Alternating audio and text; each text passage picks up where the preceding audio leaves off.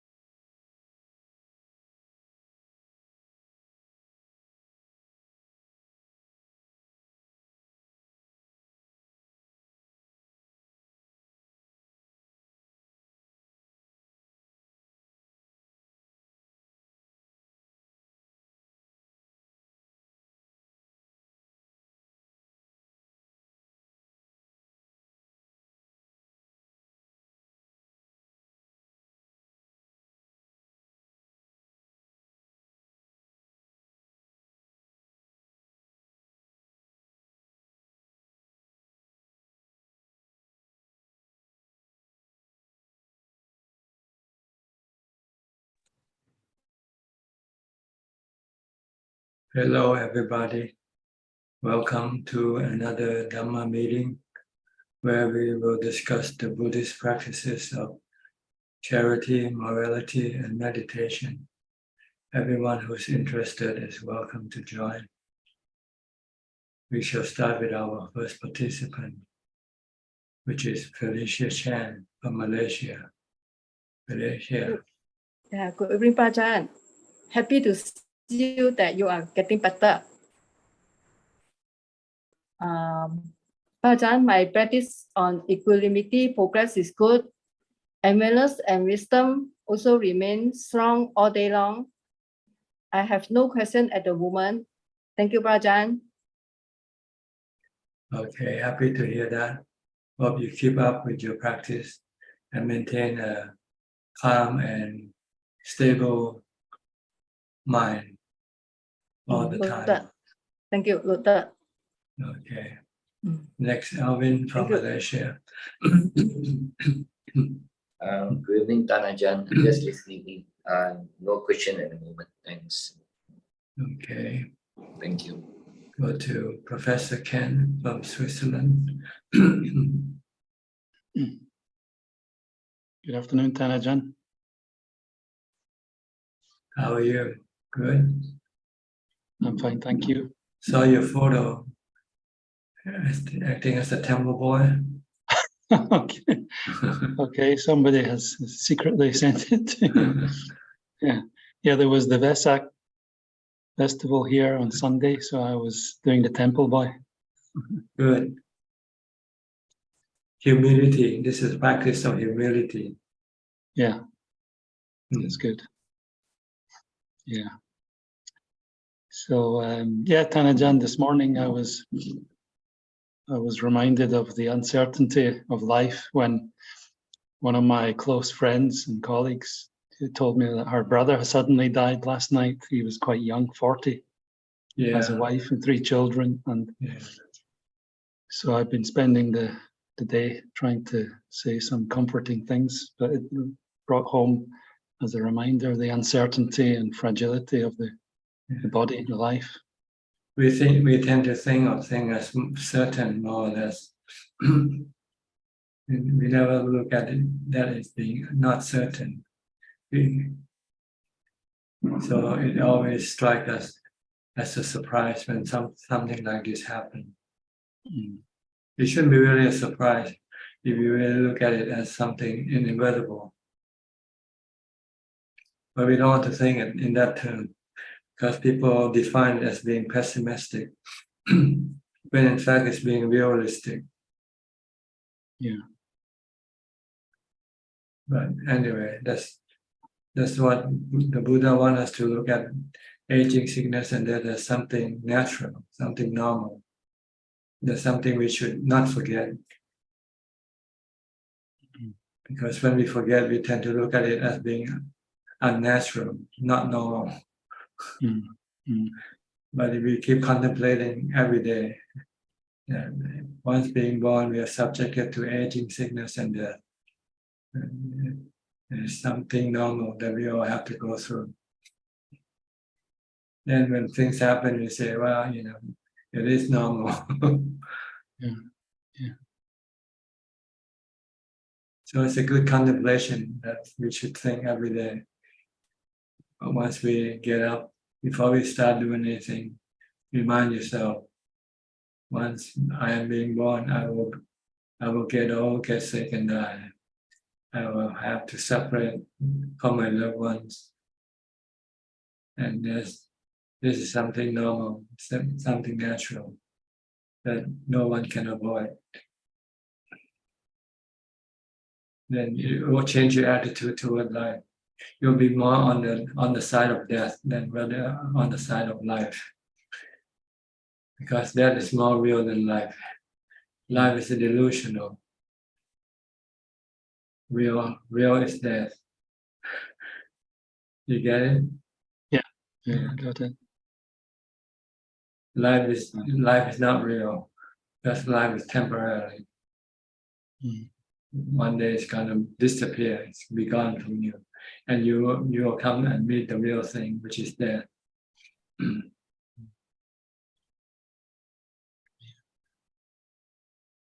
So what did you do with this situation?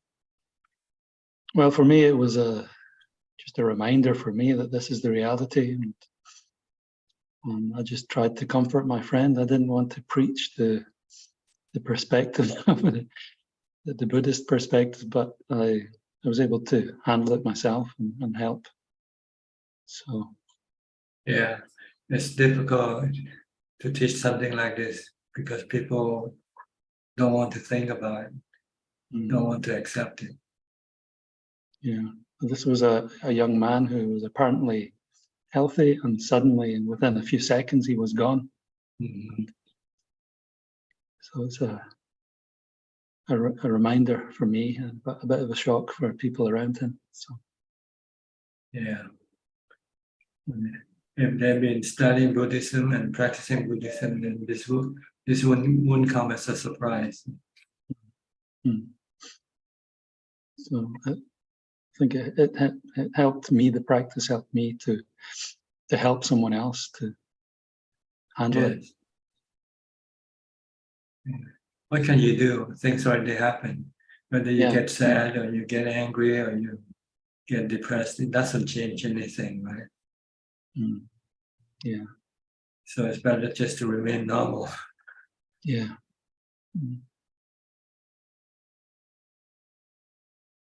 It takes practices. But once you get used to it, then you'll find nothing exciting or anything like that. Yeah. And life goes on, people goes on. Yeah. The death has no more, it's just out of the stage. It's like an actor that no longer required on stage. So they remove that actor. But the remaining actor on the stage continue on with the play. Yeah. Yeah. Until one day it is removed when the time comes for each actor.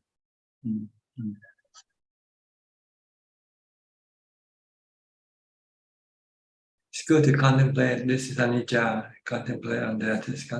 It's anicca.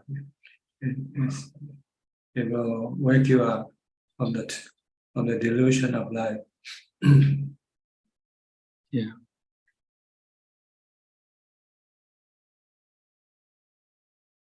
And besides, if you study further, you'll find that who actually dies.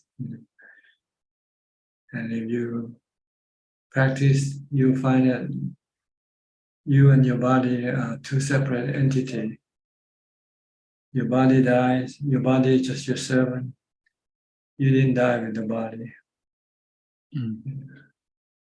You go on to a next body if you still have cravings. But if you can stop all your cravings, then you don't go on, you stop. You stop taking rebirth. And once there's no rebirth, there's no aging, sickness, and death.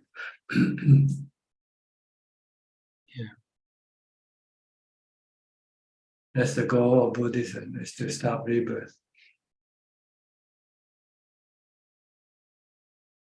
By stopping our cravings. Craving for sensual pleasures, craving for jhanas, rupa jhanas and arupa jhanas.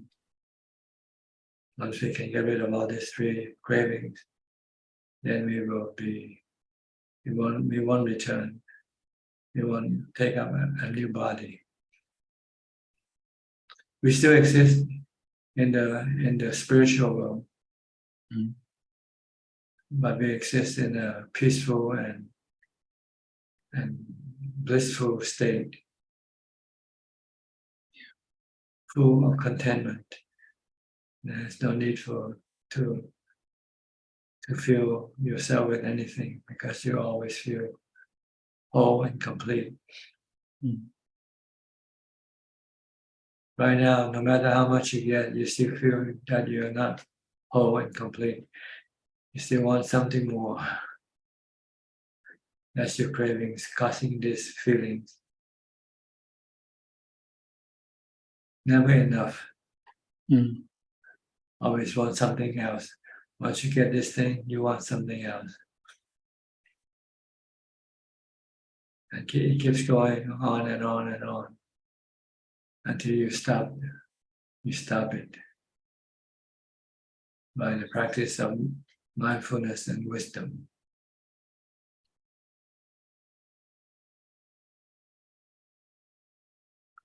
Okay.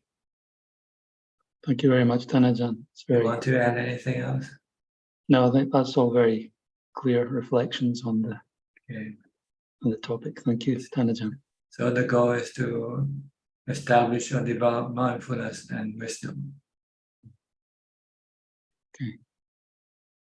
Next, Claudia from Nuremberg, Germany.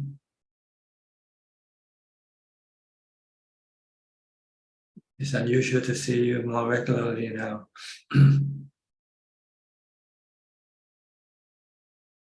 You have to unmute your microphone on the bottom left corner of your screen. Okay.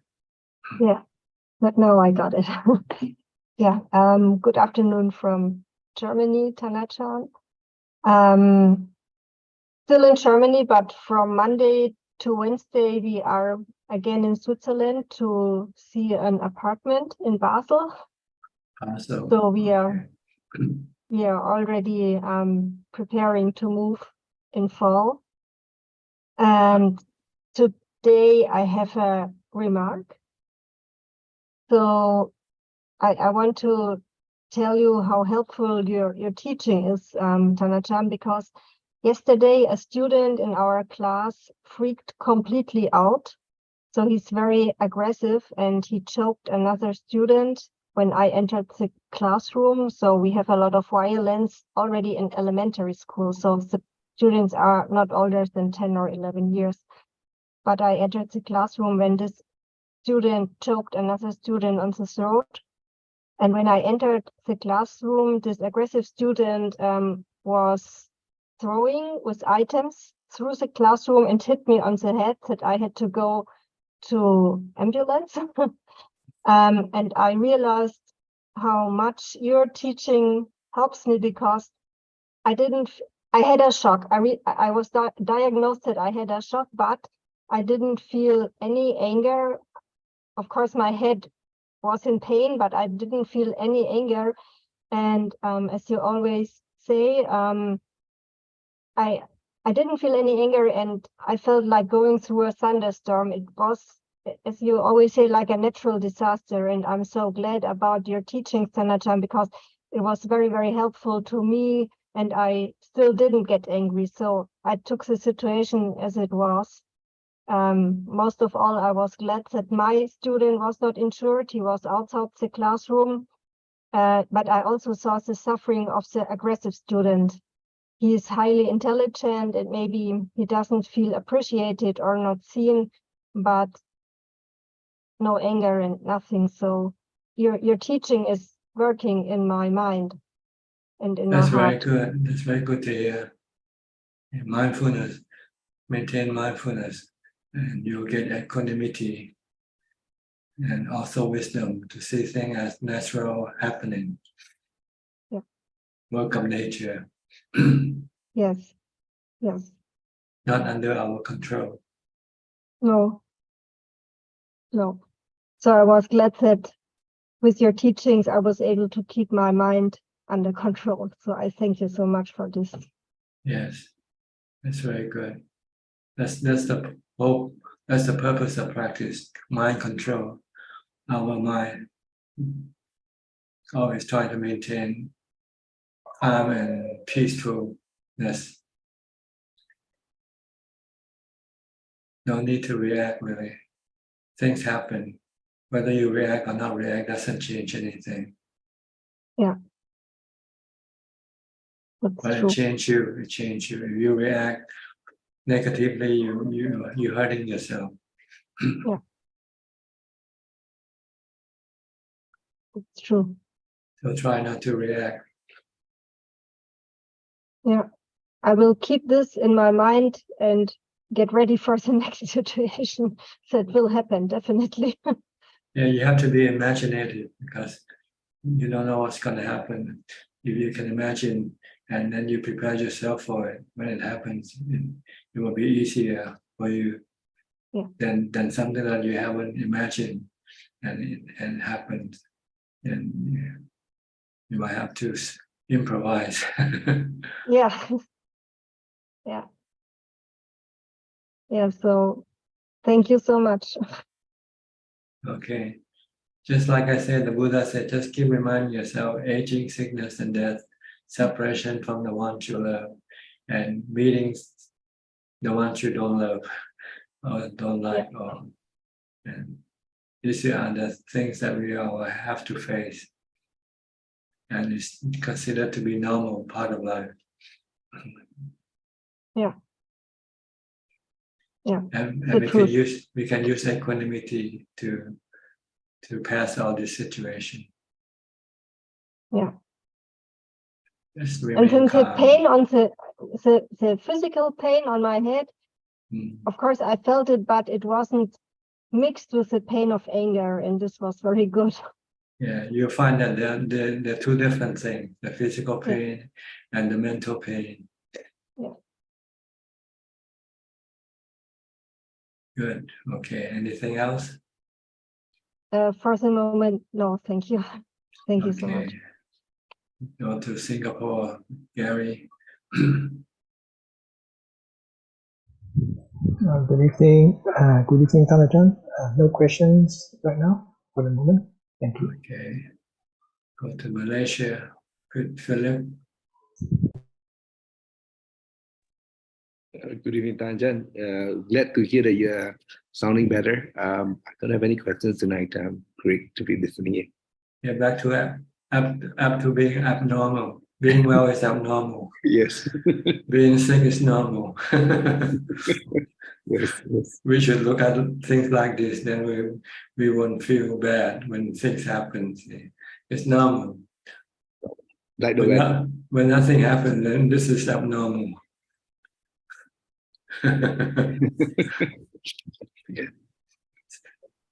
So you're gonna have to wait for things to come back to normal. Wait for the next round when you'll get sick again. Yes. We have to flip our attitude, our perception toward life. Yeah. Being normal is abnormal. Being abnormal is normal. Yeah.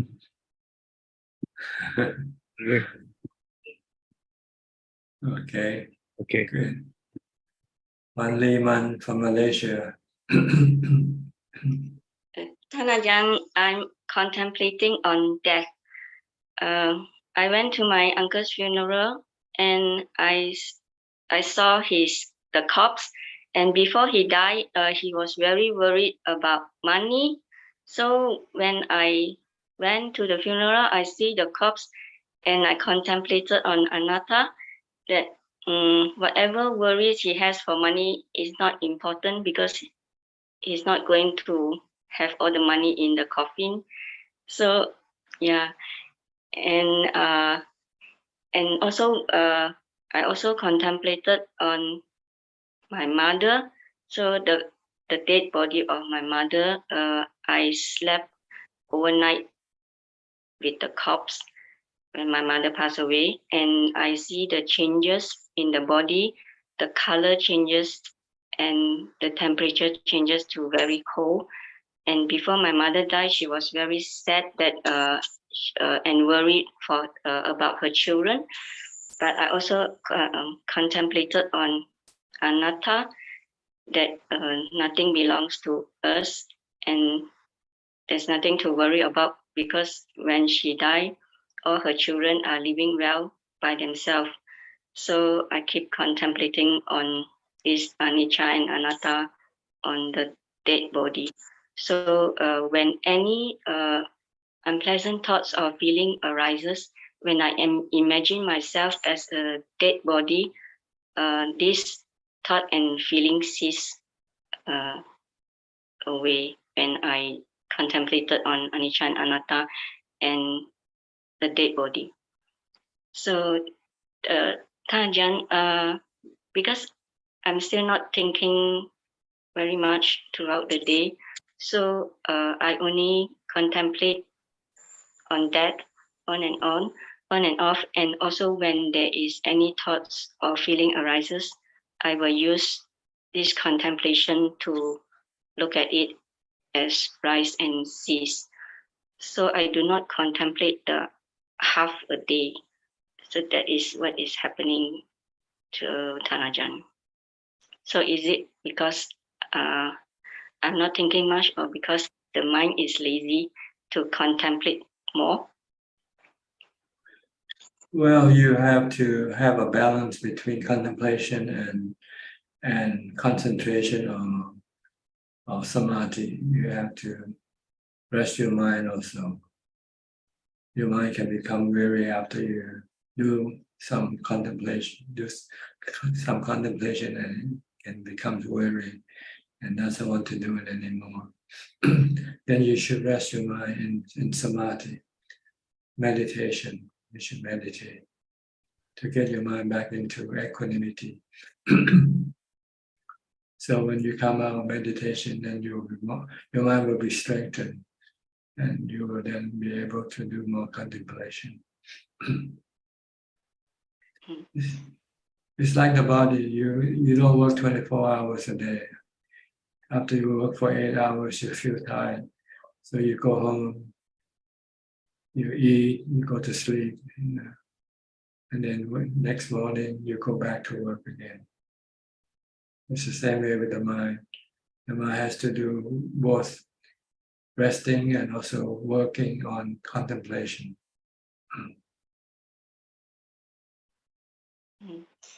Yeah. So Tajan, even if when the mind is not thinking, so we still train the mind to contemplate more and more. I mean, even if I'm doing other activities like not sitting or not meditating, so do I have to contemplate, or when there's any thought and feeling arises, then I just note it, and at the moment I contemplate into it and it will cease. So other time when I'm doing other activities, I will not contemplate. Well, see, contemplation, the goal is to maintain this perception of truth in your mind at all times, like aging, sickness, and death, and all the bad things that can happen to you. You want to prepare your mind for things like this. So it depends on whether you feel you have enough of this information stored in your mind and ready to deal with all types of situations.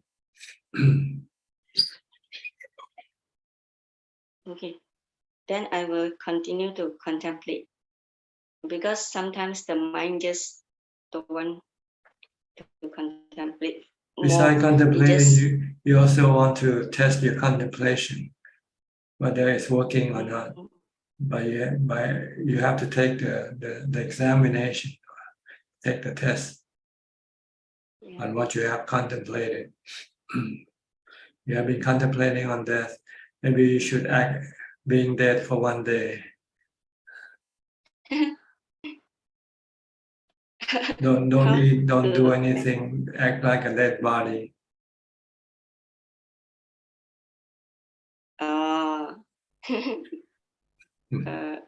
Yeah, try for a few hours. What or expose yourself to some form of danger. You see how you react to a life-threatening situation, whether you can remain calm and let go of your attachment to your body or not. This is the goal, really. Contemplation is just doing the homework, preparing yourself to take the examination. And once you have prepared yourself, you're ready to take the examination, then you have to go look for a place where you can take your examination.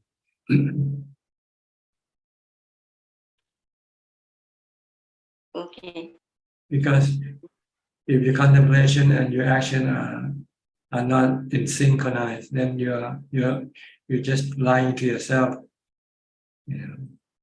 What you think and what you do is not in the same direction. Then this is still not considered to be real. Yes, this is very important to be honest to myself. Yes.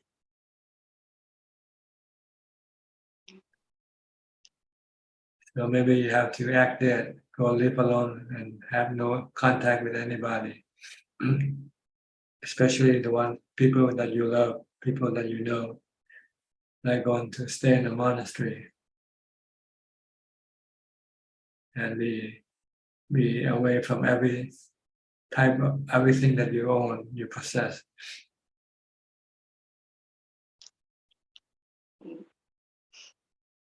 Okay. Act like a homeless, no possession, no money, no nothing. Okay. Yes, thank you. Thank you, Daja. I understand. Yes. Okay. Next, Celia from Lima, Peru. Good evening, Prajan. Nice to see you again. I have a question about karma. When I recollect about death, I also do the 5 recollections. And when I get to the part of death contemplation, I do this only for calming my mind. I start thinking I have to leave all my material things behind when I die. I have to leave my roles, my responsibilities. And then I started thinking, okay, I also have to leave my strong views and the opinions that I have about things in this life, because I thought that would be useful for me to not hold them so strongly, to lose a little bit the grip that I have on some views that I have and are not really helpful. But then I started thinking that I'm really not that sure that my strong views and opinions actually stay here when I die. But I think that maybe, I don't know, that's my question. If they go as part of our tendencies, as part of our karma to other lives. So I would really appreciate if you could actually clarify a little bit if the strong views and opinions that we have about things in this life, when we die, they stay here, like our material things, or actually we carry them with us, to another life. The things that you left behind are the physical things, like your body and your houses and your people that you know. But what you take with you is your mental, everything that is inside you, in your mind, you take with you. Your thought, your perception, your memory, your habits, your like and dislike, your cravings, your defilements, or your Dhamma. If you have any Dhamma, like you have some charity in your heart, or you have morality, when you have meditation, this you take with you. What you don't take are just the physical thing that made up with the four elements. Everything that composed of the four elements remain in this world. But anything that is part of the fifth element, which is the knowing element, go with the knowing element. The mind is a knowing element. And so the four namakhandas go with the mind. Vedana, Sanya, Sankhara, Vijnana.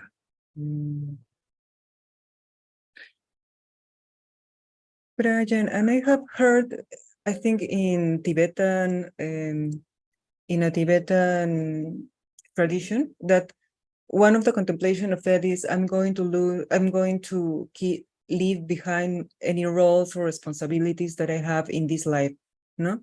So in that sense, like if I'm a daughter, a mother, a student, a worker, whatever I am, or anybody else is no. So how does this work? This is not actually something material, no? Well, you have to leave it because you can no longer do your responsibility.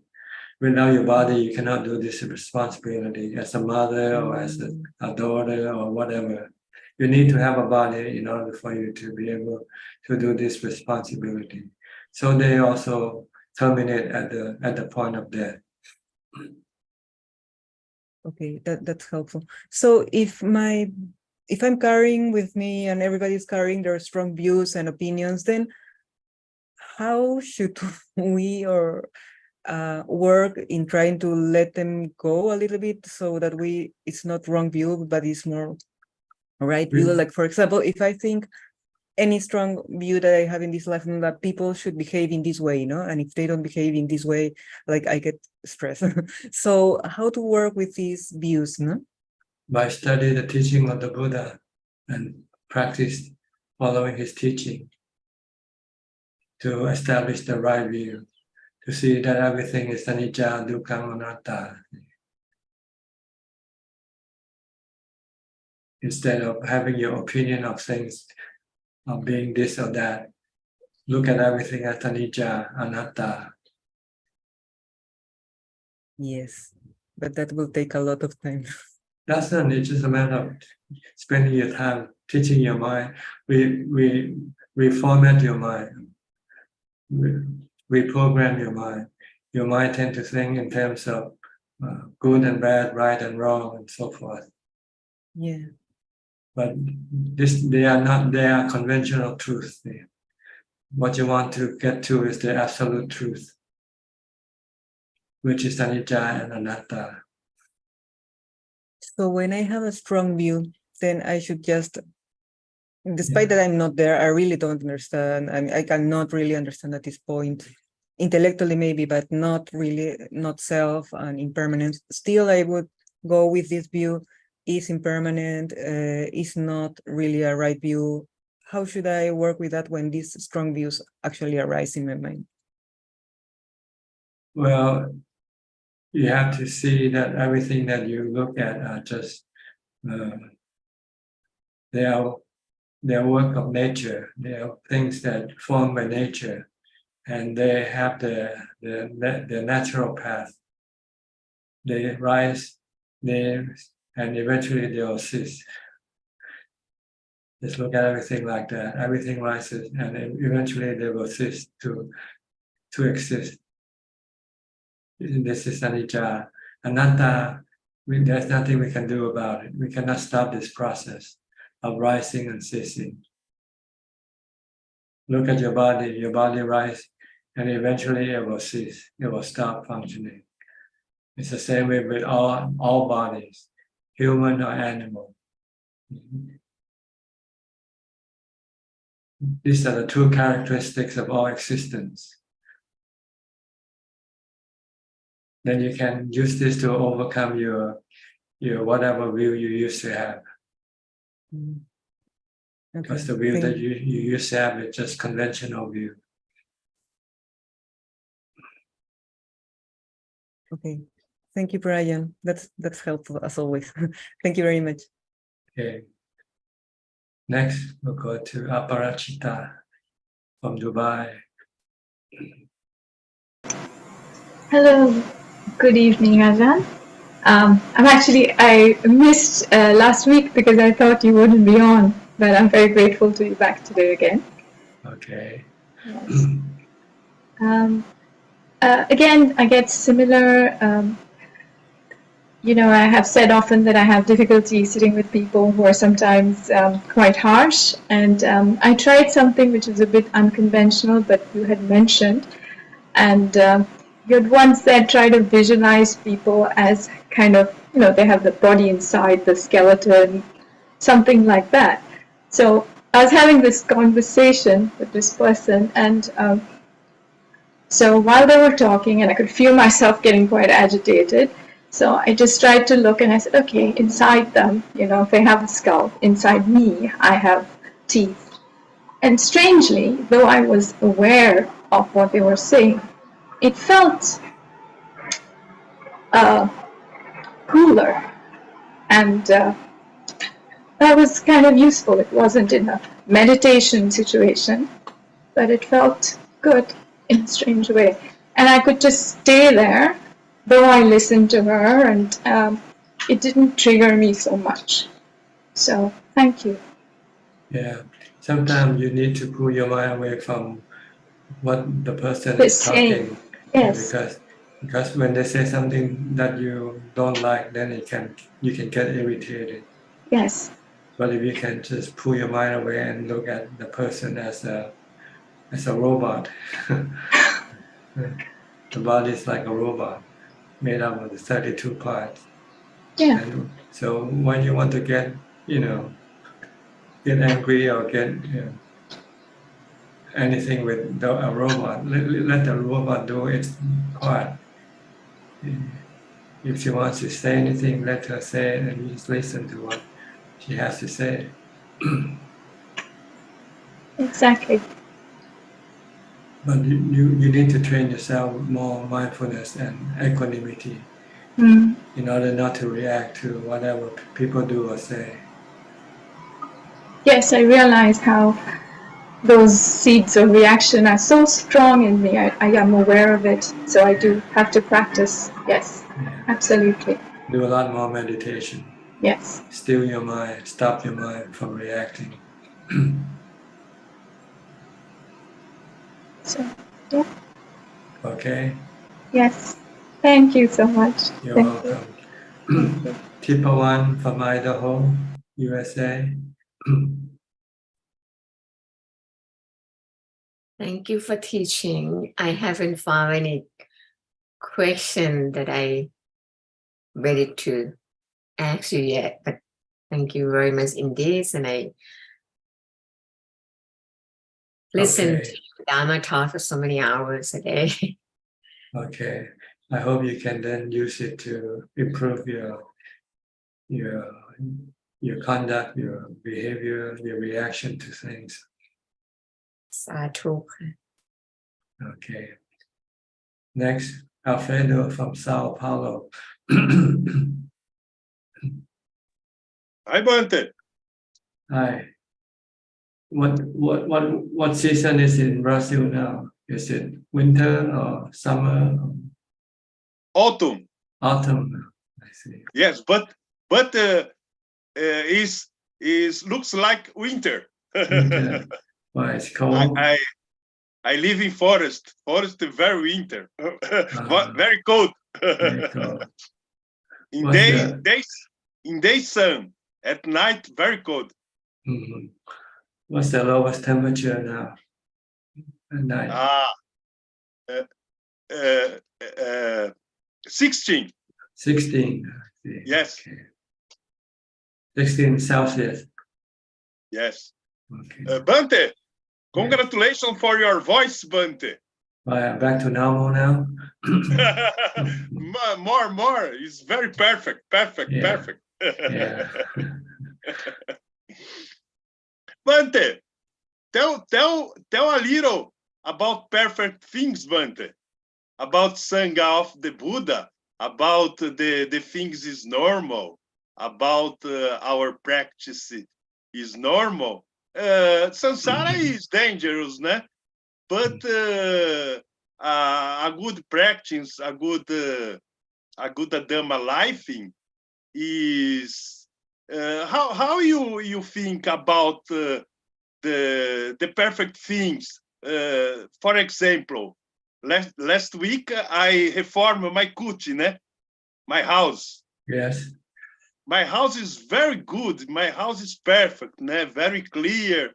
The housewife clean our house. I reformed the bedroom. It's very good, né? And how you think about perfect things? How you think about people's have a good life? The Sangha of Buddha is on time of Buddha. His life a good life, but his life a life with less dukkha, Bante. But There are less dukkha, Bante. They are all anicca. Everything is temporary. They don't last forever. Even the life of the Buddha, he has to end at the age of 80. So nothing lasts forever, no matter how good they are. So don't be deluded by them being perfect and good, because one day they won't be perfect and good. The house you stay will get older and older, and one day it will fall apart. Yes. Everything's like that. Everything is temporary. Good for a while, then eventually they will all be destroyed. Yes. So don't be attached to anything. Because when you're attached to them, when you have to lose them, then you will feel bad. You will feel sad. Yes. Okay. Okay, Bante. I don't have craving, Bante, about samadhi and jhana and apanasamadhi and forjhana and upachara samadhi and other words. I don't have craving, Bante. But the practice is in goal, né, Bante? The goal of practice is practicing, né, Bante? Yeah, it's to calm your mind, to make your mind peaceful and happy. Yes. Okay. Okay, Bante. All right. I'll go to Kokseng now from Singapore.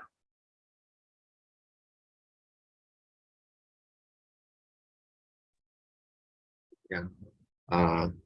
Greeting, Ajaan. Tonight I have two questions. And the first question, please allow me to read from Mangala Sutra. The next step, which is to be respectful, humble, contented, and grateful, and to listen to the Dhamma on due occasions or opportune hearing of the Dhamma. This is the highest blessing. So maybe Ajaan, can you just elaborate on these 2 points of the Mangala Sutra to our present context? Well, to be humble is always good position to be in, because people don't dislike humble people. You can meet and be welcomed by people if they find out that you are humble.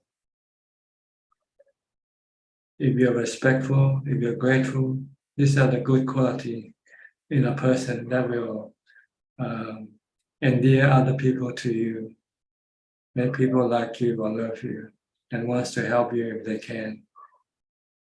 So always act humble, always act respectful, always act grateful. When you're given something, you should show gratefulness. Even if just something doesn't even worth anything, but you have to look at the heart of the person who gave it to you, and maybe Yeah. They want to give something to you. They want to show metta, friendliness. So you should be grateful for what they give you or do for you. Okay. The next one is about listening to Dhamma. See, like tonight, this is listening to Dhamma or discussing Dhamma. On due occasions or on due hearing. Due occasion is whenever there is available. During the Buddha's time, they do this once a week on observance day. Because in ancient time, you have to go to the temple to listen to Dhamma talks. So you have to wait for your day off, the day that you don't have to go to work. Then you can go to the temple. So during the Buddha's time, it meant once a week on observance day. But nowadays, with the technology, you can listen to Dhamma all day long, 24 hours a day. So if you like not listening to Dhamma talk, you find it beneficial, then do as much as you like. There's no harm in listening to Dhamma talk. Or study Dhamma. It gives you wisdom, insight, knowledge. So this is a blessing for your mind. It'll make your mind happier, and it'll make your mind smarter, more intelligent. Okay. Okay, my second question is how to improve one's self-discipline. By setting up schedule, setting up goals for you, for your discipline. If you don't have set up schedules or goals, then you tend to go. You do it when you feel like doing it, and not do it when you don't feel like doing it. But once you have a schedule or a goal you have to stick to, then this will help improve your discipline. Like setting up a goal to get up at 5 o'clock in the morning once, and do that. And maybe once you have reached the 5 o'clock, you could do the 5 o'clock, then you might want to move to the 4 o'clock to increase your discipline of not sleeping too much. Okay, you have to set up your own goals as to what you should be doing or not doing. This is a training to give you more discipline.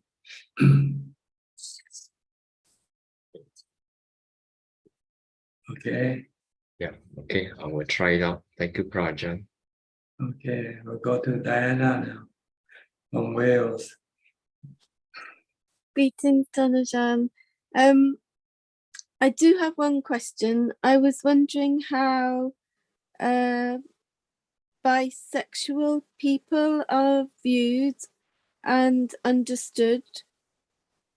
So people that feel that they can love a man or a woman in a romantic context equally. In Buddhism, we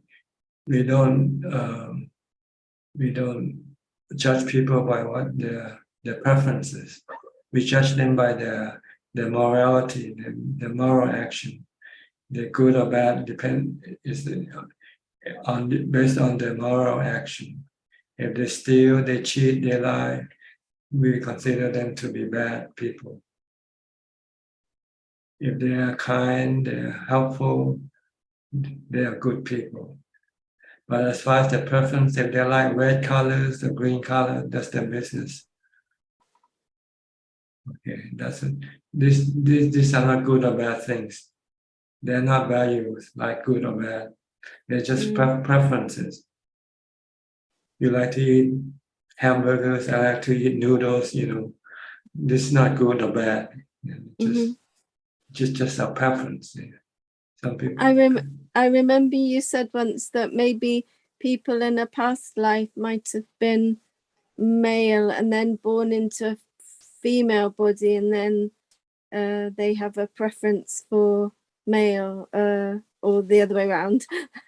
Or both. Some people like both sexes. Some people like to have more variety, I guess. Thank you. That's really interesting, because I think we're more judgmental and moralistic, maybe. But as far as sexual behavior in Buddhism is concerned, you have to be faithful to only one partner at a time. That's the I think the third precept, to abstain from sexual misconduct, infidelity. You should be faithful to your partner. Or you only have one partner at a time anyway, at least one at a time. If you give up one, then you can get a new one. This is in order to reduce any conflict between partners.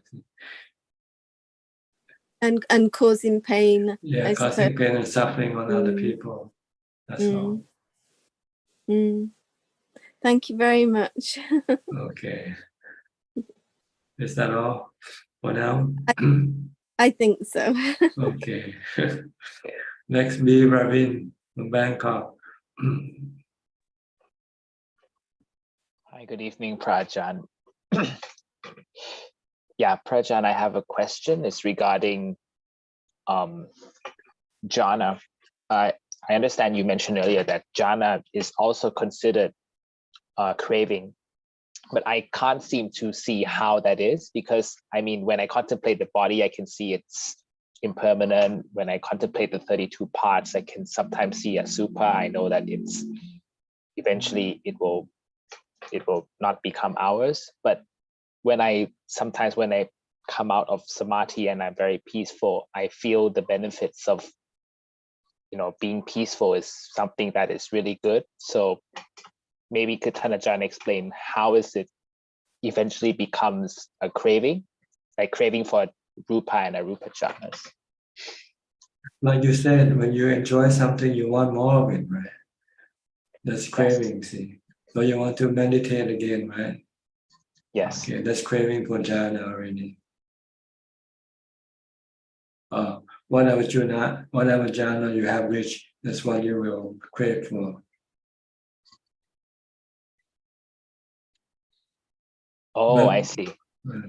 But this jhana, the pleasure you get from jhana or from sensual objects, they are anicca and anatta, and they can cause you dukkha. So you have to stop all your cravings if you want to get rid of your dukkha. You have to give up your craving for sensual pleasures, craving for rupa jhanas, and craving for arupa jhana. There are different forms of happiness. Sensual pleasure is one form of happiness. Rupa jhana is another form of happiness. And arupa jhana is also another form of happiness. If you used to have rupa jhanas, if you reborn, then in your next life you'll go after rupa jhanas. You become a monk or become a meditator, and you don't care for a family life or anything like that. That's why we have different type of people in this world. People have family, and some people don't like to have family. They like to live alone. They like to meditate. They like contemplative life, meditative life. That's because their past life they have been doing this, so they want to continue on with whatever they used to have, to what they used to enjoy. But all these three types of pleasure are considered to be dukkha causing, can cause you dukkha because they are not something reliable. Sometimes you can get them, sometimes you don't get them. When you don't get them, then you feel sad.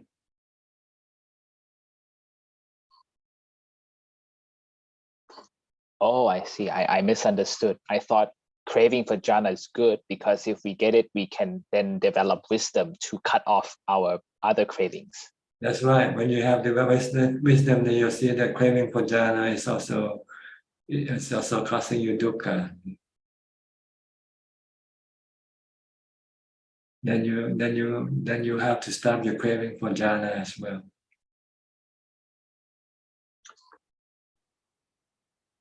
Oh, I see.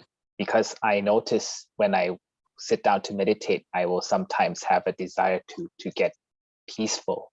And then when I achieve it, I become bliss. I feel, calm and can forget about all the bodily sensations. So I thought that was good craving to have. That's true, but then when you develop more wisdom, you start to see that even this jhana, which is good to you, can also cause you dukkha when you cannot have them. When you want them and you cannot have them, then it can cause you dukkha also. So you start to see that jhana are just like sensual objects. They are temporary, they are anicca, they are anatta, not under your control. If you don't want to have any dukkha, then you don't want to have to rely on them to make you happy. So you have to keep the habit. Like you keep the habit with cigarette, with alcohol, with watching YouTube. Now you become attached to jhana. You have to keep this habit also to free your mind from suffering. But maybe this is a little bit far away for you now. So right now, don't worry about giving up jhanas. Right now, trying to get to jhana first. And then develop wisdom. Then you will see that even jhanas, they are temporary type of happiness, which can cause you dukkha when you lose it.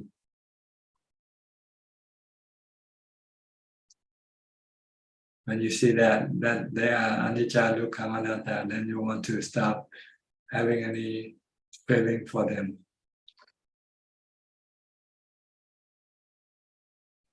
Okay.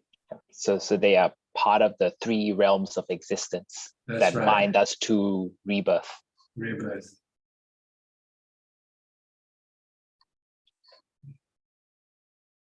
But they are maybe less coarse than the sensual realm. That's right. They're more subtle. They're more refined.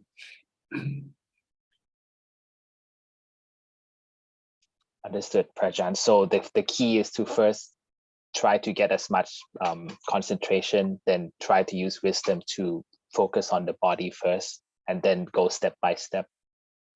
Well, you need to have wisdom to be able to get rid of your craving, all three types of cravings. But first, you need to have the tool, and you need jhana as a tool for you to use with wisdom in order to be able to stop all your cravings. You need to have jhana. First, to get rid of your sensual objects, cravings. Once you get rid of your sensual objects, then you become attached to your jhana. Then you have to see with wisdom that you cannot be attached to jhana because they can cause you dukkha. Then you will have to give up jhana eventually. You'll find that jhana is just a tool that you use to fix your car. Once you have fixed your car, you put the tool away. You don't want to have anything to do with the tool. Or like the ladder, you want to climb up to a higher floor. You need a ladder to get you up there. Once you get you up there, then you don't need the ladder. If you still cling to the ladder, then you don't get to the floor that you want to get to. Yes, you don't step off the ladder. We just still keep our foot on the ladder. They're like They are like boat that carry you from one shore to the one shore to the next. Once you get to the other shore, you don't stay on the boat, right? You get off the boat and then you continue on with wherever you want to go when you reach Yes. the other shore. Yes. So Sila, Samadhi, and Panya, they are just like a boat that carry you from samsara into Nibbana. Once you get to Nibbana, then you get off the boat. You don't stay on the boat. You don't say, I want to keep on practicing Sila and Bhavana. You don't need it anymore. You're a free man. Why do you want to be shackled with this practice? This practice is only deliver you to freedom. Once you have freedom, you don't need it anymore. Or like taking medicine, you take medicine because you're ill. But when you're well, do you continue on taking the medicine? No. Okay. All right. That's clear, Prajan. Really like your analogy. That really explains things. Thank you. Okay. Belinda from Singapore.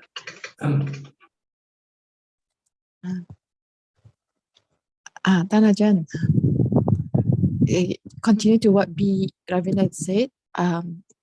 This also applies to not wanting to have depression or not wanting to have anxiety. When we meditate, we have craving for not wanting this, not wanting that. Yeah, these are forms of cravings also. You should accept things as they come and not try to run away from them or going after them. Right now, your mind tends to go after good things and run away from bad things. But you cannot, if you keep doing this, you will never find peace. The only find peace is to remain still and face whatever comes to you. Take whatever comes to you, good or bad things. Because your mind can take everything with the support of wisdom and equanimity. So you need to develop these tools, equanimity and wisdom. Once you have them, then you can teach your mind to remain still under whatever circumstances, good or bad. You don't have to run away or go after them. Let them come and go by themselves.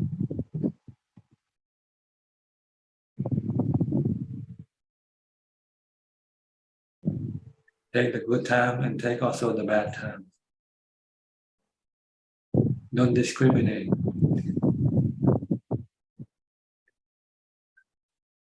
If you have equanimity and wisdom, then you can do it. Because wisdom will tell you that this is the best way to deal with everything. Because everything is not under your control. But you need equanimity to do what wisdom tells you to do, is to remain still. If you don't have equanimity, you cannot remain still. Your mind will be driven by your like and dislike.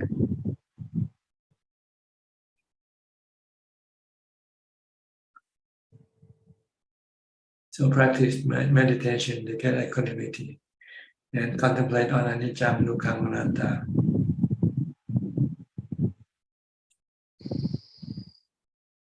Okay. Thank you, Ajaan. Okay, sweet and check. Back to normal now, huh? So you say normal and abnormal just now. Yeah, normal is abnormal. Abnormal is normal.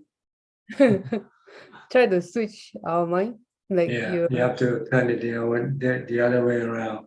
You should look at aging, sickness, and death as normal. And look at not getting old, getting sick, or die as abnormal. So Tan Ajahn is abnormal now. Yes, I'm abnormal now, and I will be normal again soon.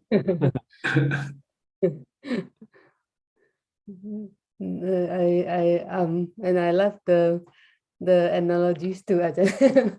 When the one that you just give to V.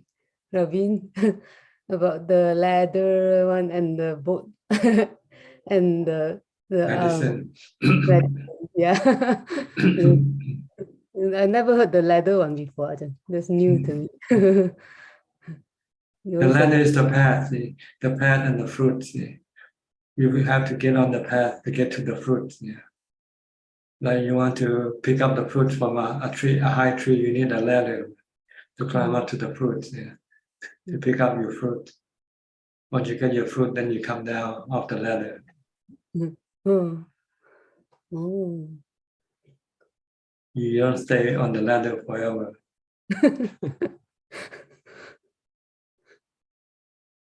You talked to Belinda about not discriminating just now.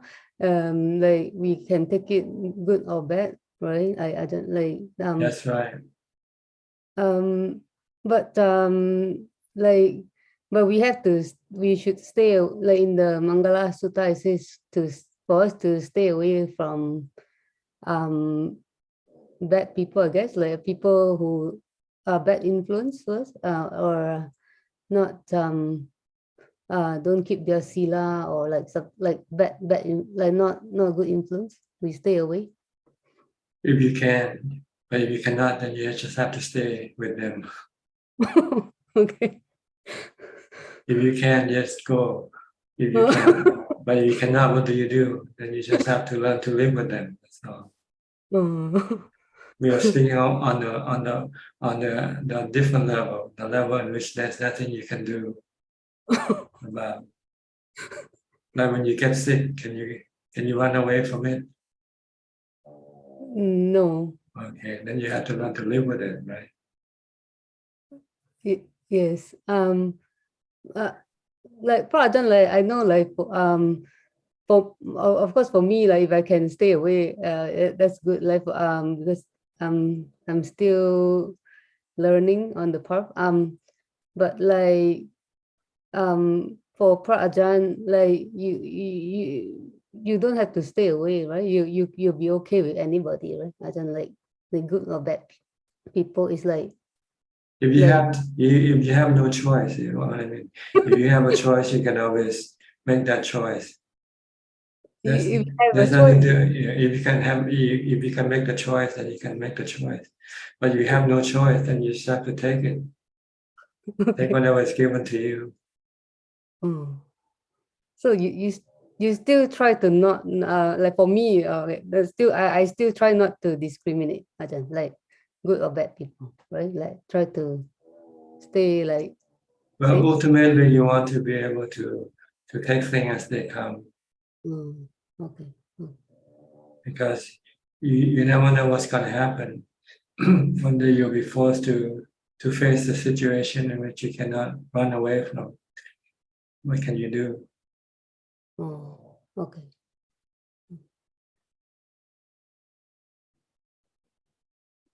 But if we have a choice, we can still run away. We can stay away.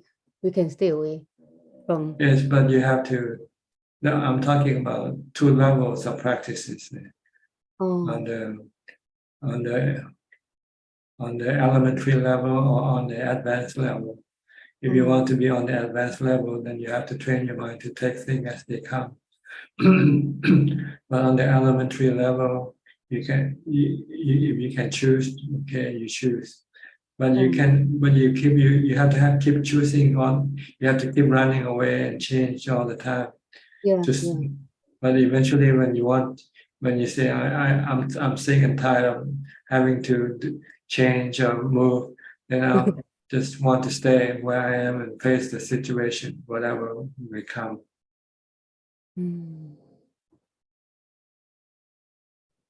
So Dhamma sometimes it's being taught on different levels. So when you read them and you can get confused. On one level you can choose, on another level you should not choose. Yeah.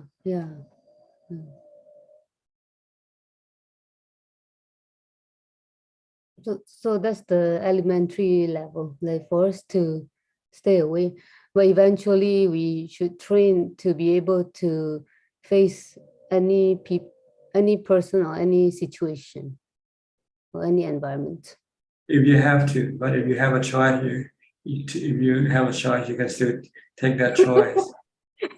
Okay. But what I'm talking about, when you cannot have a choice, then you just have to learn to live with that situation, whether people or things or whatever happened, circumstances.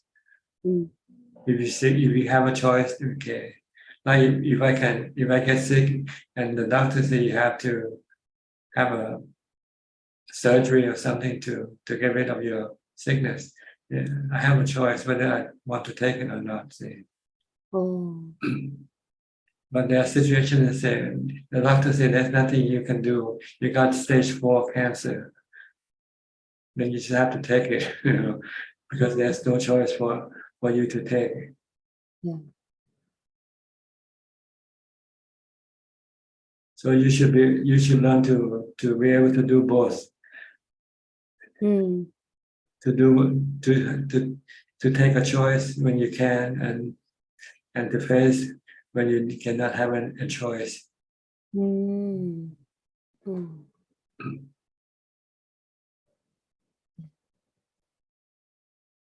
Okay.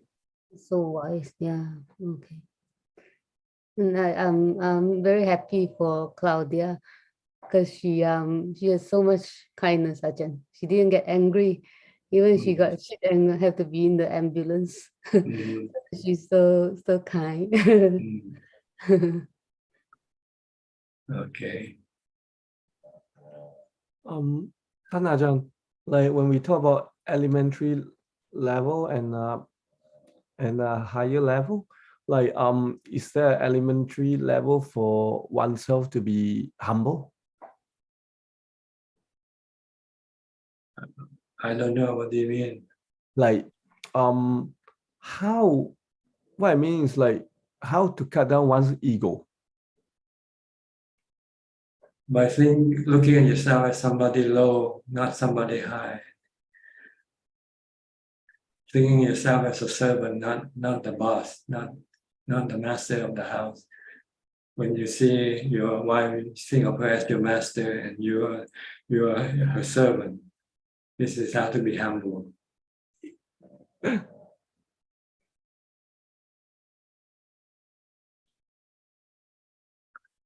That is like, I guess that is the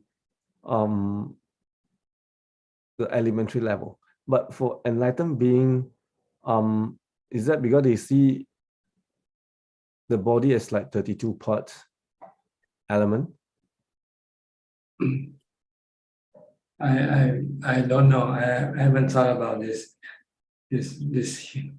humility as being advanced or elementary. Maybe there's no level here.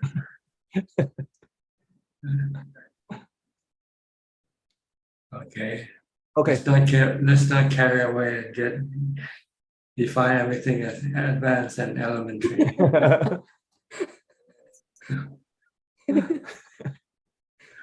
Let's take things one step at a time. Okay?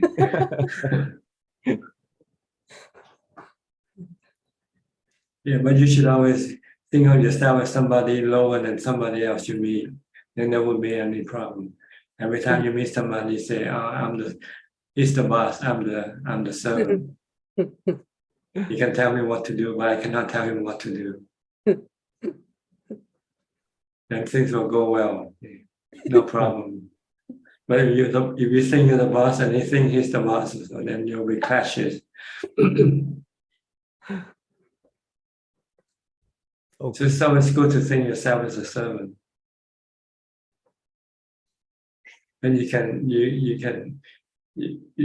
meet anybody and have no problem with them. And we don't have to worry about, oh, we have been taken advantage by somebody. And well, if you're a servant, you see, you just have you're born to be taken advantages of.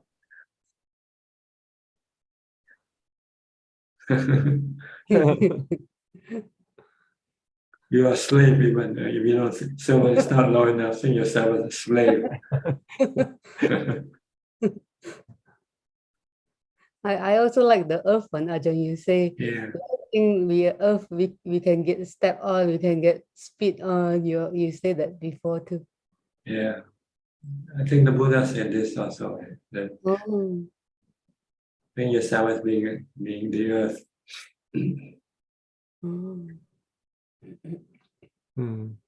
So what preparation of the mind that we have to do up to that level? Is it equanimity that help us to think this way? No, you can think right now. You don't and try to put it into practice, that's all. Try to do it with your wife now. From now on, she's the boss and you're the servant. Every time you want to do something, ask for her permission first. Then she'll say, I asked too many questions, asked too many permissions. I don't think she will complain.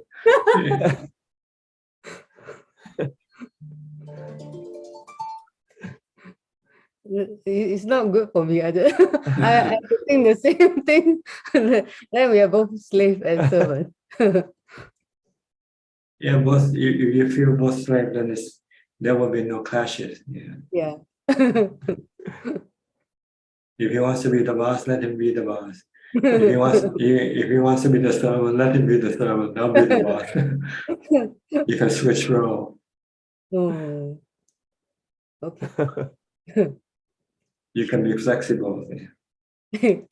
Yeah, you just taught us to be flexible just now. Like if you have a choice, you can be flexible with the choice, or if there's no choice, yeah. So be flexible. Yeah.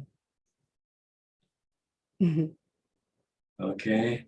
Yeah. Okay. Thank you, Ajahn. Thank you, Ajahn. All right. Next, Evie from Indonesia. You've been away. Did COVID get to you? No, Ajahn. Sometimes I want to join but cannot. I think the connection, maybe. So I cannot join the Zoom. Just watching. Yeah. You have a different background today. What happened? You fixed your house? No, I am in my room. Different setting. Huh? Yeah, because in Indonesian, I feel it's so hot. The weather is so hot. So I cannot sit in outside. Usually I sit outside. So I think this few months so hot. So I just sit in room. Have aircon. Just the sensual pleasure, Ajahn. Yeah. Okay. I want to ask. I think the equanimity is not permanent. Is that true? Not what? Not permanent. Not permanent. No, it's not permanent. But you can make it permanent. Once you have permanentness, your mind becomes nibbana. Nibbana is permanent equanimity.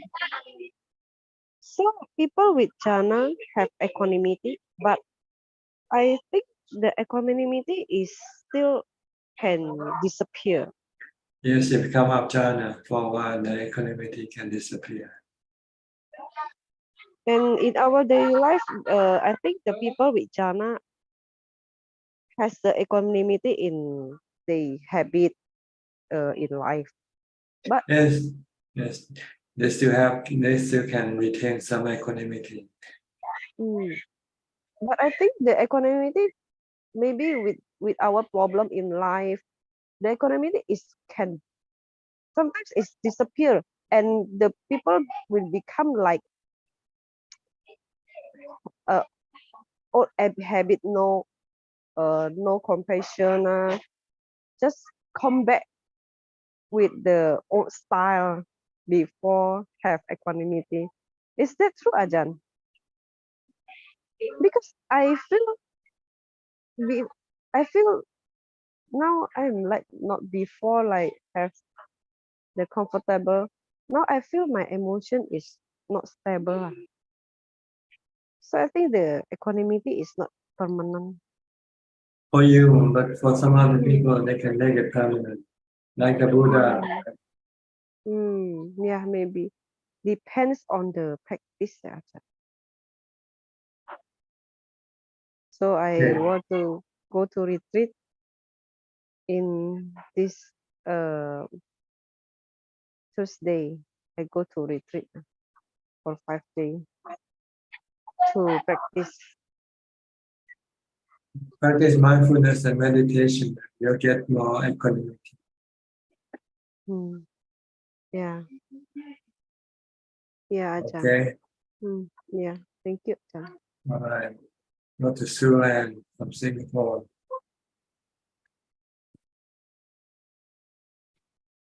Oh, hello, Ajahn. Nice to see you again today.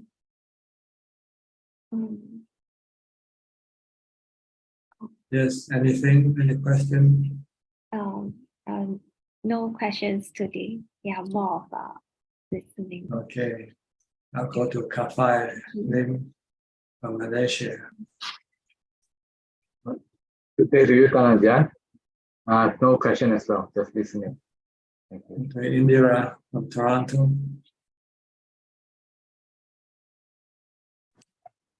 So nice to see you, Ajaan. Good to see you too. I thought that you were not coming last Tuesday, so I had an appointment. I was not there, but I watched the whole thing later. And I have to tell you something. I just want to say thank you. So much gratitude, because since I joined this question and answer, and not only my questions or Pial's questions, but learned so much from everybody's questions, like answered lots of questions I had in my mind too. So grateful to you.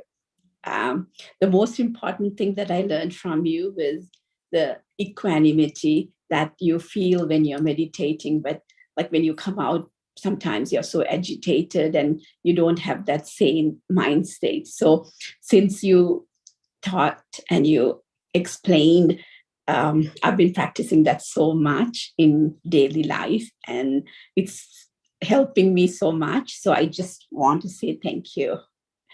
And I also have one question. Now you said when we leave, we know that we don't take our possessions with us, but the material things, but the knowing part of our mind we take with us.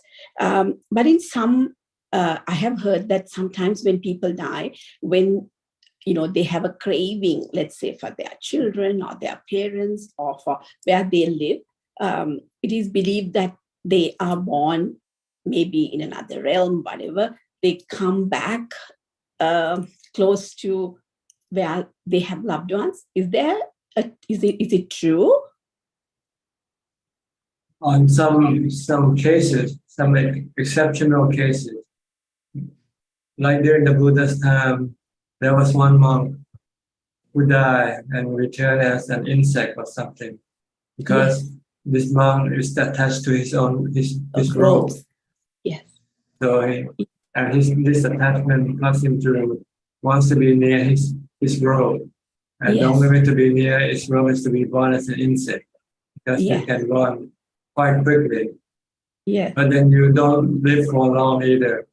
After a few days, the insect died, and then the Buddha said, now the owner has left.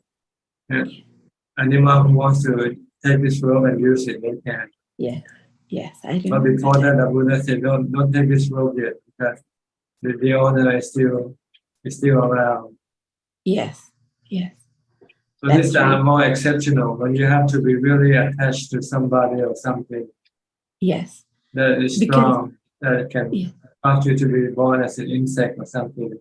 Yes. So that you can be near that thing or somebody. But after you've been near to them, but you find that they don't recognize you anymore, then you feel that there's no point for you to remain with them. So when you die, then you won't come back. Yes. And also, like in Sri Lanka, growing up, I've heard that people say, that's one reason they say on 7th day they give alms and transfer merits, because they say some people, they're so attached, they can, like I said, a different realm, like in a Bhuta realm or a Preta realm, realm, they can, things like that also. It's possible. The only realm that can receive merits from us is the Preta realm. Yes. The other realms that somehow are not able to receive our merit. Yes. So it is only to the giver. When you do something good, anyway, that goodness is with you. So unless they are at a place, like you said, in a pretatma, they cannot. Because pretanang upakapati, they say, if you are in a pretatma, that you can receive that merit. That's right. Okay, all right. Thank you, Ajaan. Thank you so much. You're welcome. So nice to see you. Okay. Go to Christine Koe from Penang. Wait, I think PL is back. Go to PL first. Christine, you have to wait. Sorry. It's all right. Go ahead. Hi, Ajaan, Sadhu, nice seeing you. Yes. Can you see? Good, Can you good to see hear me? Yes, perfectly. Okay. I think there was an earlier question. I just want to tailgate on that question. I think it's sometimes Buddha has actually in a sutra talk about if you practice this way, even if you die unmindfully, you get another chance. For example, you said you need to practice death, like try practicing death. These are tests you can do over time. But say, even if you fail the final exam, say, for example, you're dying, you were not mindful, you get another chance, another opportunity, because if you practice the Dhamma, it will carry over to a next lifetime, if you practice in a certain way. What are your comments on that, Bhante? Well, whatever you have achieved goes with you. Go with the mind.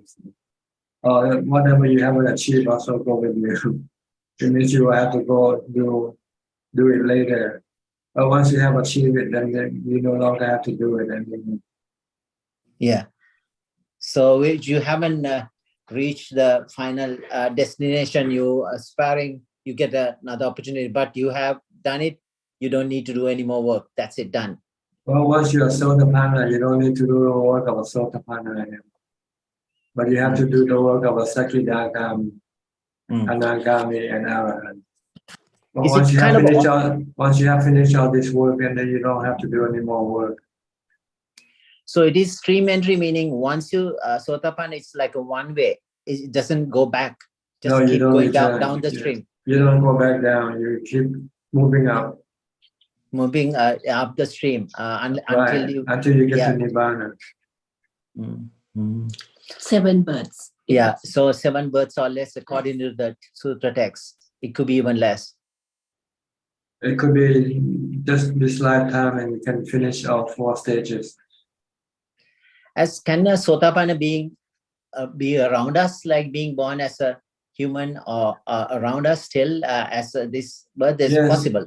Yes, a Sotapanna will be born maximum 7 times as a human.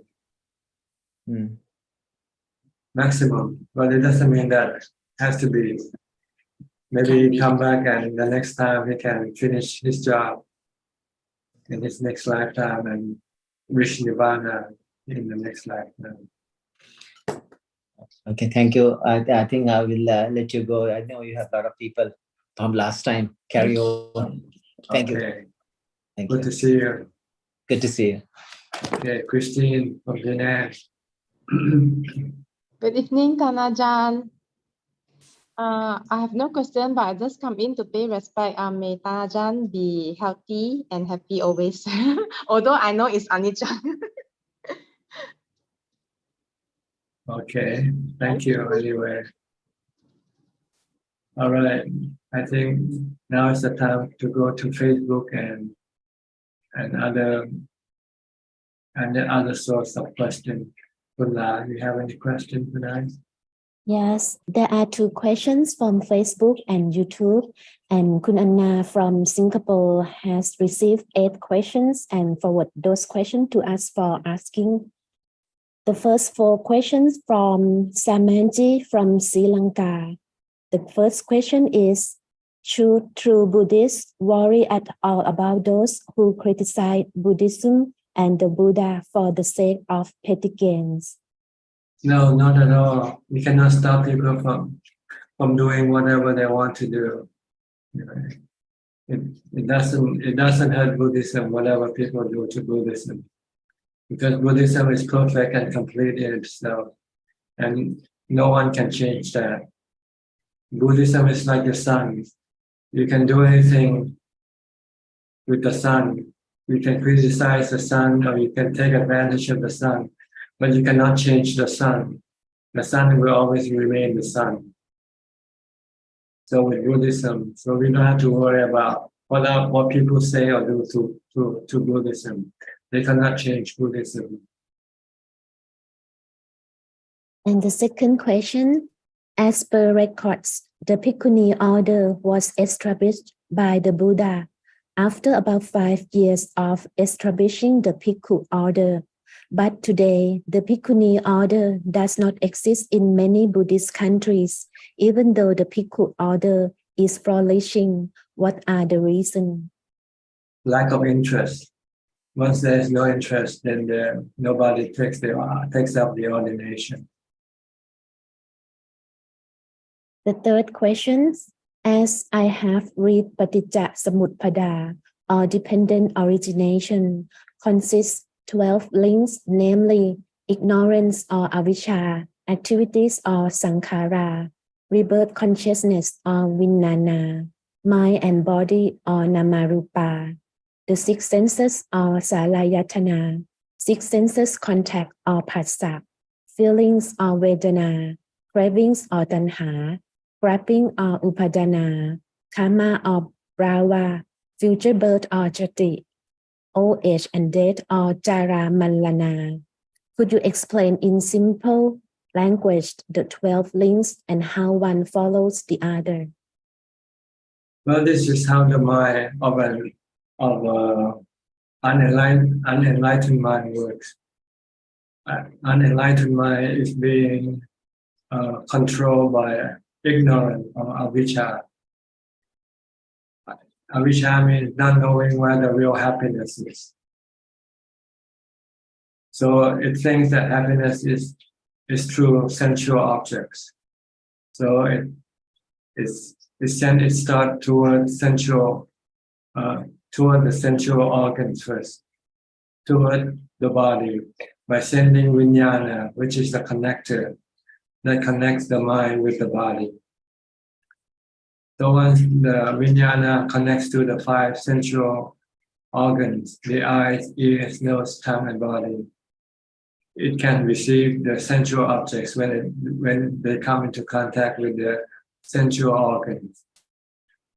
And once there is contact and the mind is capable of receiving this sensual object, then there will become feeling. Feeling will arise once there is contact with sensual objects and the sensual organs. When you see something, you will start to have feelings, good feeling or bad feeling, depending on what you see. If you see something you like, you have good feelings.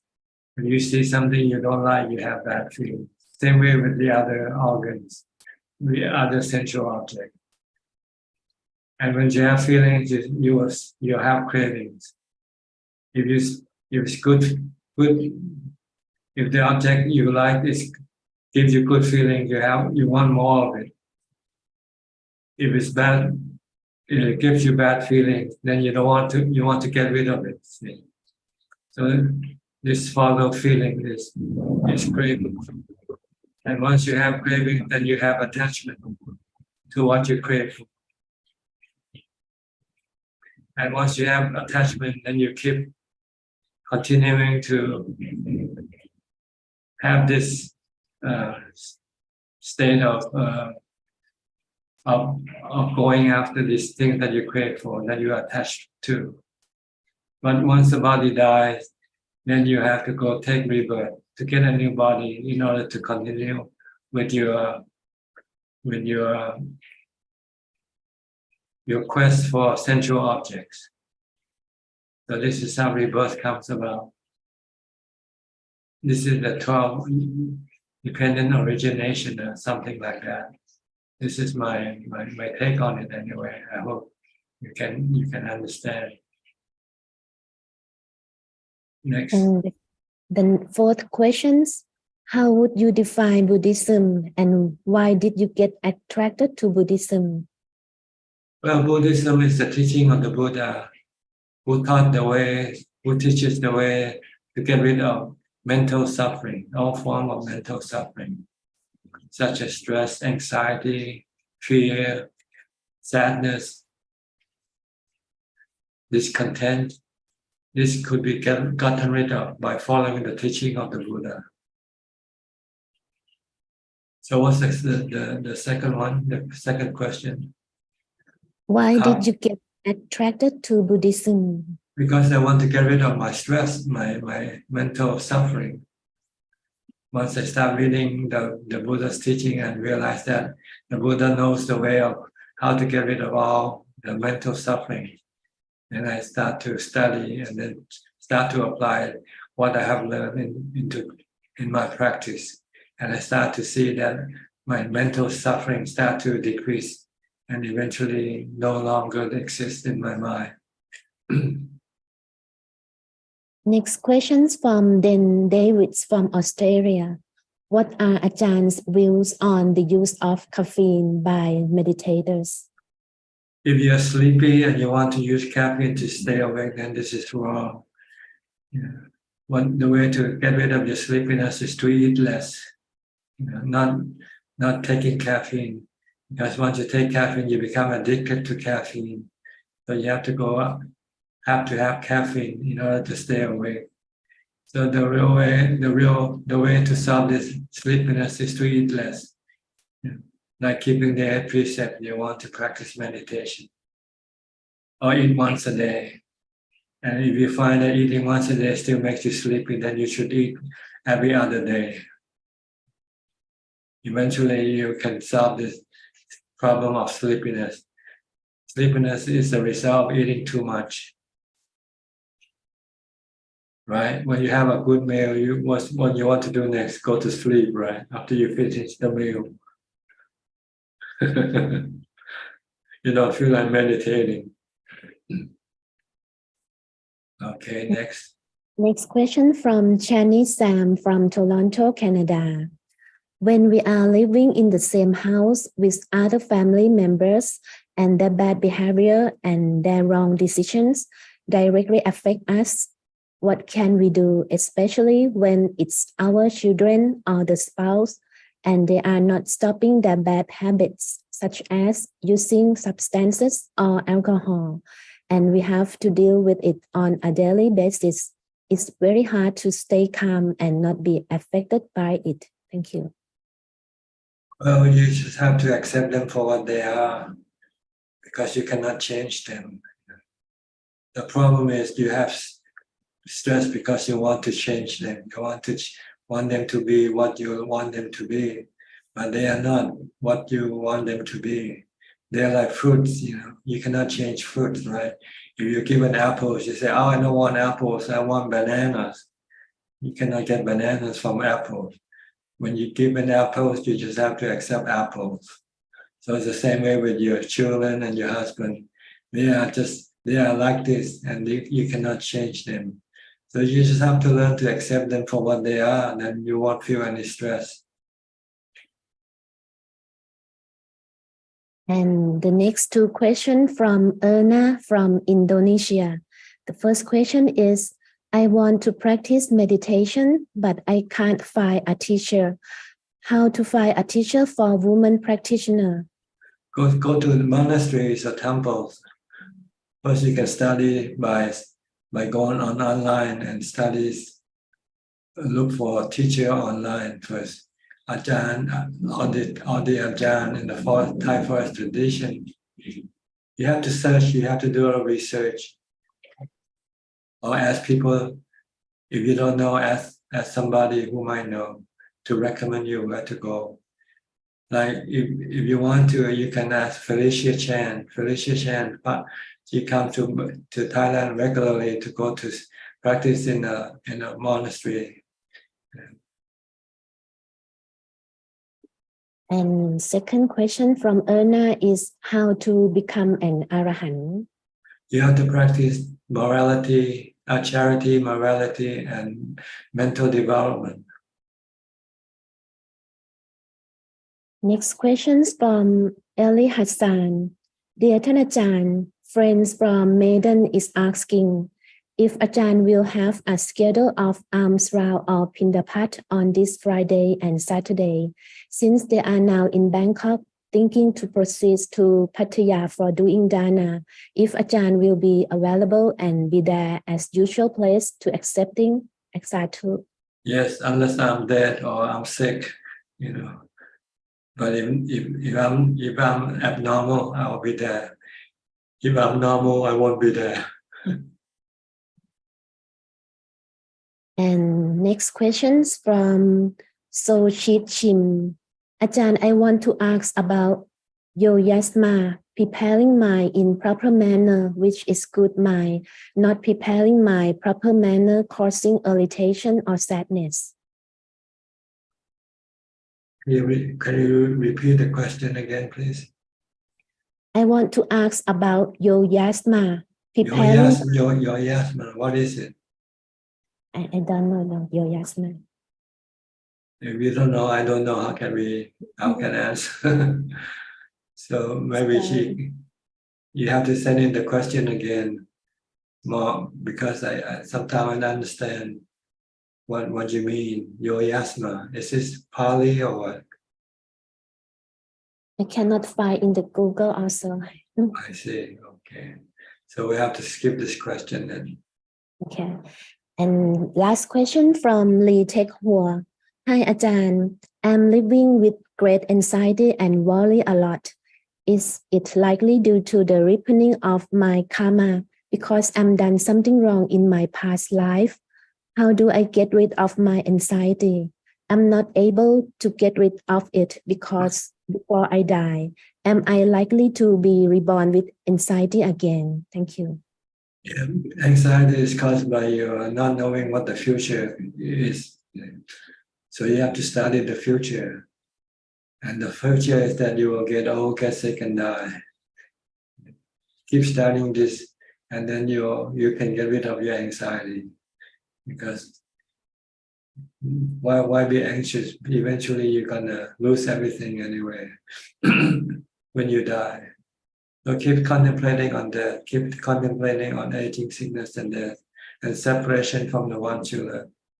Then you can help get rid of your anxiety. This is all, Ajaan. Okay. Kokseng, you raise your hand. Yes, Prajan, I have two questions like to clarify.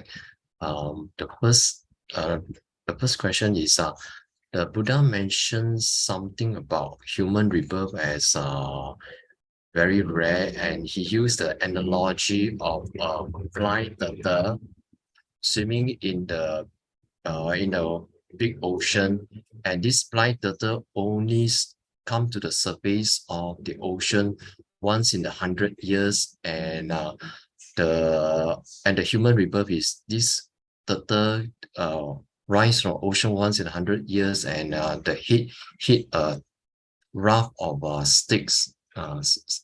So when I heard this many years ago, I have some doubts. So maybe Prajan, you can help to clarify my doubts about what the Buddha mentioned about the chances of the probability of a human rebirth. Well, if you be born as a human being, you have to have a father and a mother, right? And human beings are not as many as other population animals. There are more animals population than human population. And human and animal reproduce many offspring at one time, while human usually can only produce one offspring one at a time. So this is the reason why it's difficult to be born a human, and it's much easier to be born as a fish or insects or something, which they are usually born in mass. You know, but I think this is what it means by the being born as human being is harder. It's like trying to get into MIT and Harvard. It's not easy to get into because there are so many people who wants to get there, and so they have to take examination and they pick the best. Same way with taking a human birth, you have to wait a long queue because humans don't produce as many as animals do. Okay. Okay. So is the human the reproduction process or system is only one baby at a time? So that's what the Buddha is trying to imply. Yes, generally speaking, during the Buddha's time, there's no artificial insemination. Yeah. Okay. But then again, there was no contraception also during the Buddha's time. Nowadays, maybe it's even harder to be born because there's so many contraception. People don't want to have babies anyway, right? Yes. Yeah. Birth rate is falling. Yeah. Okay. So it's even getting harder and harder to be reborn as a human being. Okay, my second question is trigger from what I think what Ajaan you mentioned to Kwandiman a few months back, and that, about hitting the jackpot, and that is getting to know the Buddha's teaching in this lifetime. So my question is in the next birth that we are born, if we are still reborn as a human being, we may not come across the teachings of the Buddha again. So maybe Ajaan, you can clarify this stuff. Is it really that our next birth we may not even hear the Dharma anymore, even though we may bring into our next birth the memory of the Dharma, some of the teachings that we heard, some of the suttas and so on? Yes, because the lifespan of this Buddhism is only 5,000 years, and it has already passed the midpoint. So there's only about less than 2,500 years left for this. 2003 to 2004. Okay. So before you can return as a human, it might take more than a few thousand years, because you might have to be born as animals, insects, or whatever, due to the bad karma that you might have done. Or if you have done good karma, you might be in heaven for a long time before you can be born. And when you're ready to take human birth, you might have to stand in line, queue, waiting for a father and mother to produce a baby for you to possess. So it's really, it's not possible to say because this is something, some people might be lucky and they die today and they might take a human birth maybe next year, who knows? This is a matter of mathematical statistic. Some people might take a longer time to reborn, and some take lesser time. But we don't know, see. So we should assume that it will take a longer time for us to reborn as human, in order for us to take advantage of the Buddhism that we have now, rather than trying to kick the bucket down the road and say, "Oh, I'll wait till next life and study Buddhism. Right now, I want to enjoy my money or my family or whatever." You don't want to take on the path yet. So this will somehow might stop you from thinking like this, because it's not guaranteed that in your next lifetime you will meet Buddhism again. And it might take a long time before you can ever come across the Buddha's teaching again. A future Buddha, maybe not this Buddha. And a future Buddha will take a long time before he can appear in this world. And is it true that the future Buddha will appear again after this present Buddha Gautama Buddha's teaching has disappeared, and there will be long periods of so-called no Dharma teaching, and they call it the dark period before the next Buddha That's appears? right. That's right. Just like during the time of our Buddha, he was living in the dark period until he became enlightened himself.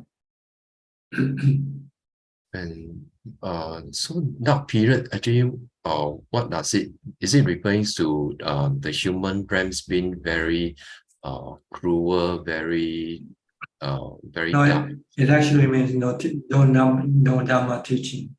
The Dhamma teaching is considered to be like the light of the sun. So when there's no Dhamma teaching, it's like there's no sun, so there's no light. So no one knows good or bad, right or wrong.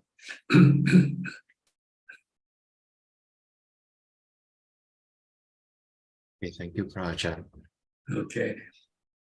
Anybody would like to ask any more questions? You're welcome. We have about 10 more minutes left. Melinda, you raise your hand. Okay. Ajaan, is it true that when we reborn, we choose our parents? Is it a choice? Was it a choice? I don't know. I don't think so. How can you choose? How do you choose? Tell me, how do you choose your parents? You don't know even who your parents are.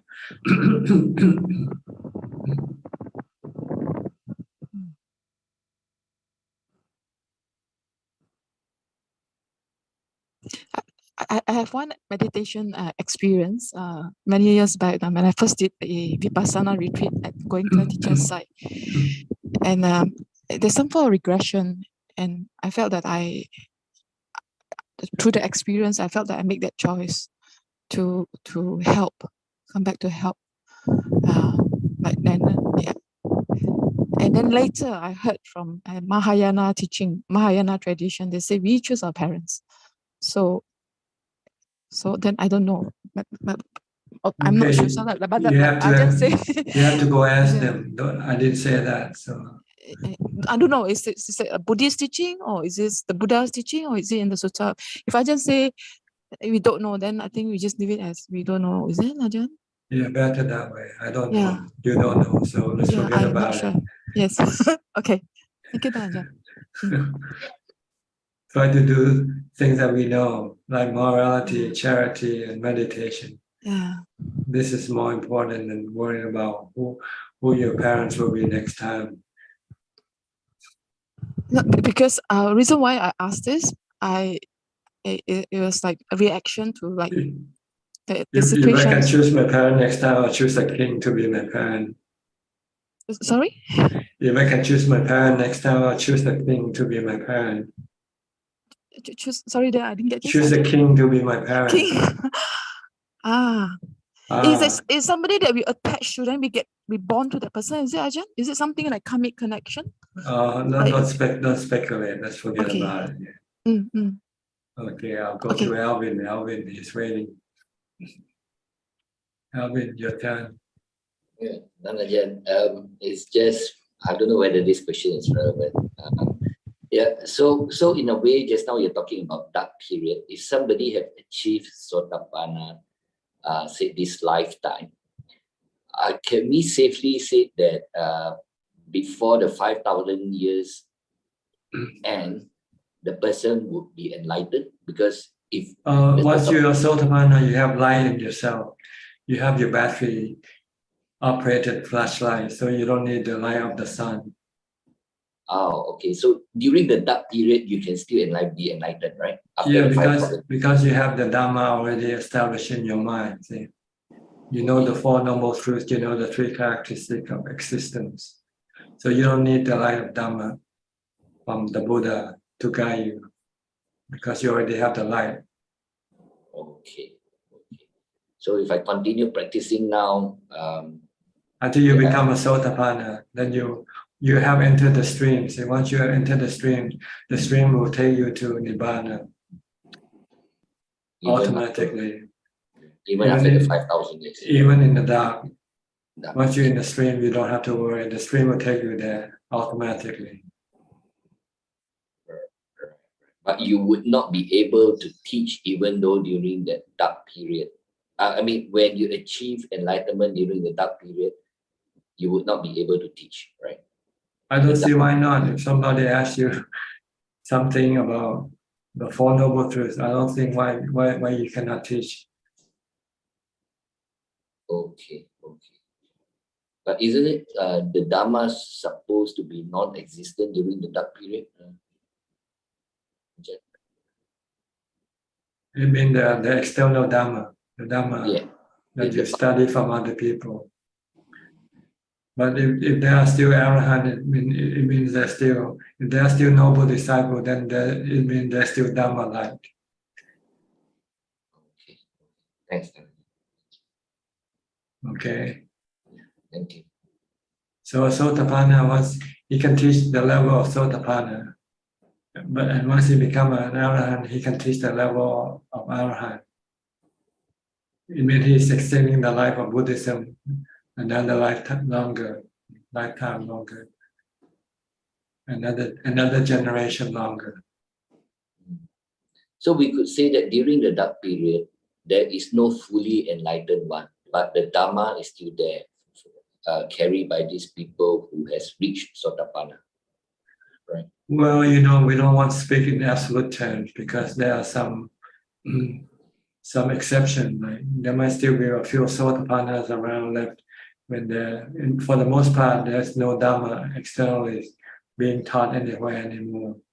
But there might be sporadic enlightened person around who can still teach Dhamma, but not in an established way like the Buddha have established. All right, very clear, Dhananjay. Thank you. Okay, Indira. Okay, Indira, your turn.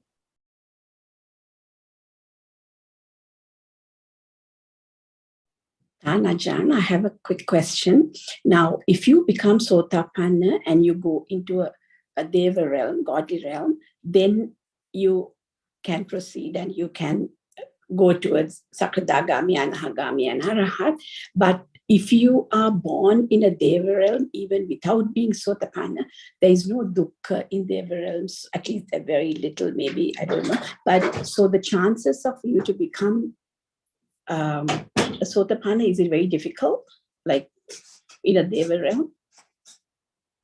To become enlightened in the Deva realm, you need somebody to teach you. You need a Buddha or an Arahant to teach you. Yes. Like the Buddha taught his mother to become Sotapanna. Yes. But once you become a Sotapanna, then you can proceed on your own. Exactly. Regardless of the realm of your existence. Yes. Okay.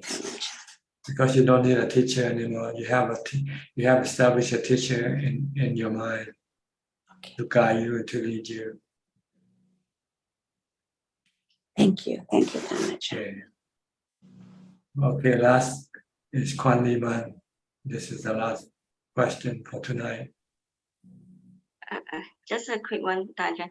Ajaan, just now Coxing was asking about rebirth as a human in the next life. So I just like to share a story, a short story. So last time when I was meditating, in one of my sitting, I experienced I was a Mahayana monk like that in the Chinese temple. So I was laughing at another monk in the shrine hall. So after that, the next moment I saw was I was reborn as animal, monkey, lion, tiger, all the animals flip in like a show like that. And then after many animals' life, I was born as baby and I died very young in many life when I was a baby. So it is very uncertain whether we can still receive Dharma in the next life. Yeah, I'm not sure how true this experience is, but this is what I saw. Like when we did a mistake, we can lead us to rebirth in animals, frame, or even die as a baby. Well, if you're not sure, then you should wait and see. You need to prove it to yourself. Don't believe what you see. Sometimes they are not real.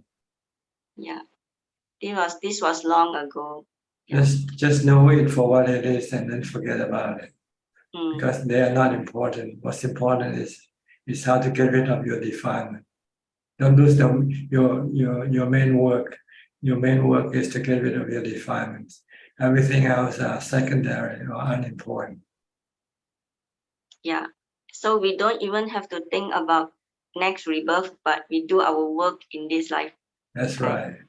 Get your mind fixed. Get rid of your defilements.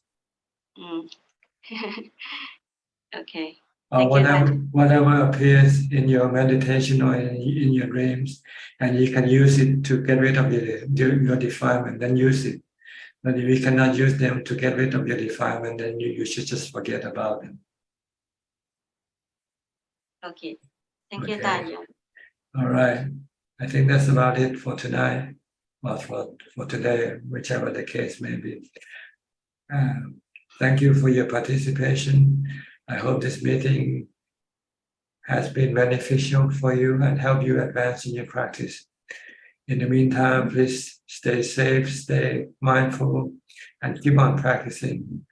And if all goes well, I'll see you at the same time next week. Thank you and goodbye.